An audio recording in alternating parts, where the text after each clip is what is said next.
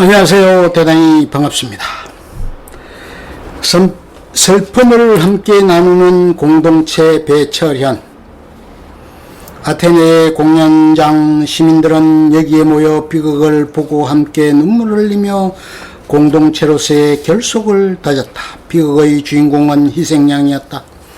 우리는 함께 슬퍼할 줄 모르는 치명적인 병에 걸렸다. 어떤 과학자는 인간은 이기적인 유전자에 의해 조작당하는 허수아비 유전체에 불과하다고 인간을 폄하한다. 찰스 다윈은 1859년에 제출한 종의 기원 서문에서 인간을 손톱과 발톱이 피로 물든 본성을 지닌 동물로 정의했다. 19세기는 국가라는 개념이 등장한 이후 적자 생존과 약육 강식을 기초로 한 자본주의가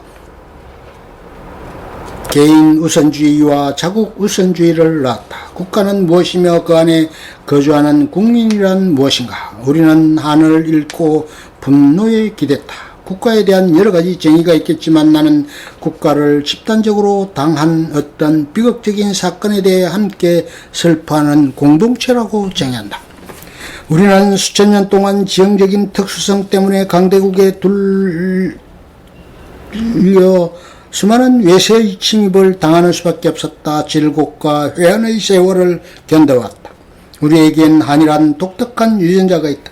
우리는 이 유전자를 가지고 경제적으로 행복하고 정치적으로 성숙한 나라를 이루기 위해 지난 40년간 빠른 속도로 산업화, 민주화 그리고 정보화를 이루어 이 정도로 살게 되었다.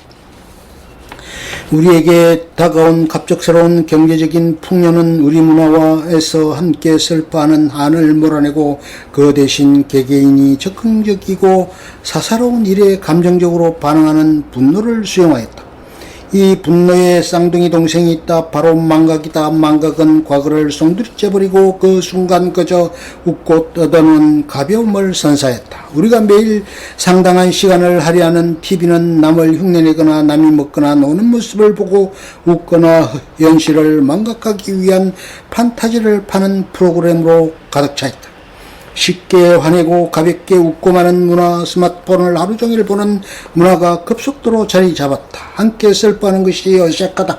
국가적으로 아무리 비극적인 사건이 일어나도 그 비극을 직접적으로 당한 당사자 이외에는 대부분은 별 감정을 느끼지 못한다. 망각에 대한 저항, 그것이 비극의 기원. 국가는 비극적인 사건을 충분히 슬퍼하는 정교한 의례와 문화를 통해 탄생한다. 비극적인 사건에 대한 기억이 공동체의 씨앗이다. 국가는 혈연이나 지연으로 엮어진 이익 집단이 아니라 슬픈 이야기를 공유하는 집단이다. 이스라엘 소설가 아모스 오즈는 홀로코스트를 경험한 유대인들의 정체성을 다음과 같이 정의한다. 국가는 피로 연결된 공동체가 아니라 이야기를 공유하는 정신적인 공동체다. 슬픈 이야기는 그것을 기억하는 사람들을 영적으로 정신적으로 하나로 묶는 거룩한 끈이 된다. 이 끈으로 묶인 사람들은 공동체의 다른 사람이 겪은 비극적인 이야기를 듣고 마치 자신이 그 비극을 당한 것처럼 함께 눈물을 흘린다. 서양 문명은 비극적인 이야기를 자세히 기록하는 역사서술과 그 안에서 비극적인 이야기를 함께 상기하는 공동체적인 노력으로 탄생하였다. 이 공동체적인 노력이 기원전 5세기의 고대 그리스 아테네에 등장한 비극 공연이다. 아테네 지도자들은 의도적으로 비극 공연이라는 문화를 주도하여 자신의 정체성을 따지고 서양 정신과 문명을 탄생시킨다. 이들이 매년 춘분 때 개최한 비극 공연은 문명국가로 태어나기 위한 통과 의례였다. 최선을 자극하는 공정경쟁, 그것이 민주주의.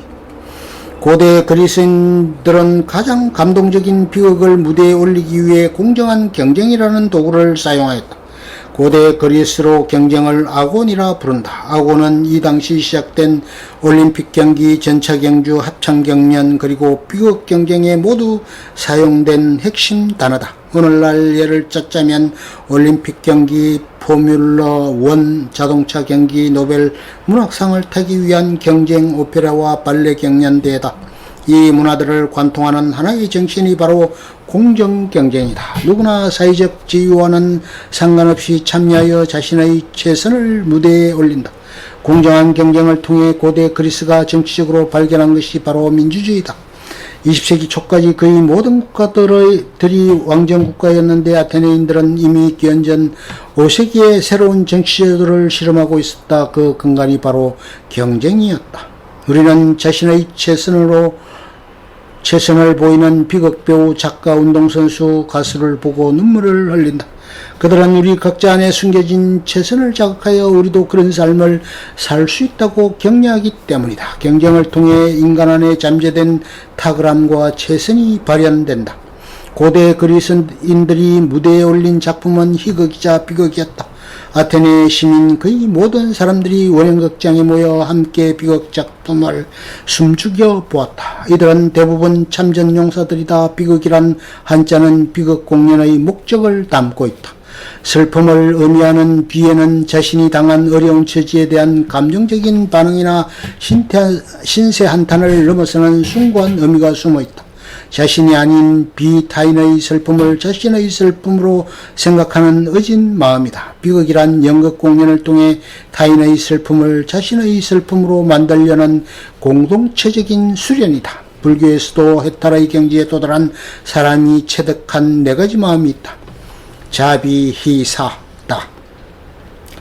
함께 사랑하고 슬퍼하고 기뻐하며 용사하여 평정심을 가지는 마음이다. 네 가지 마음의 두 번째가 바로 비다. 비는 원래 산스크리트어 카룬나를 한자로 번역하면서 만들어진 단어다. 카룬나는 상대방의 슬픔을 자신의 슬픔으로 여기는 마음일 뿐만 아니라 상대방이 슬픈 상황에 처하지 않도록 미리 그 환경을 조성하려는 노력이 담긴 배려의 마음이다. 마치 어린아이를 돌보는 어머니의 마음이다.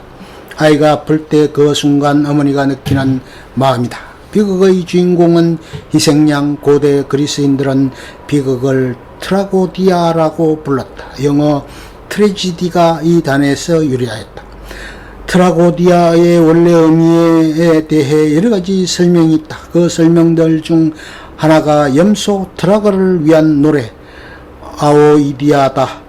비극 경연대회는 아테네 시민들이 모두 참여하는 종교 축제였다. 아테네인들은 원형극장에 함께 모여 자신들이 알게 모르게 자신이 저지른 잘못을 기억하고 용서를 빌었다. 그들이 저지른 잘못을 용서받기 위해서는 필요한 것이 재물이었다. 염소는 그들의 잘못을 대신 짊어지는 동물이다. 그런 동물을 흔히 희생양이라고 부른다. 희생양이라는 영어 단어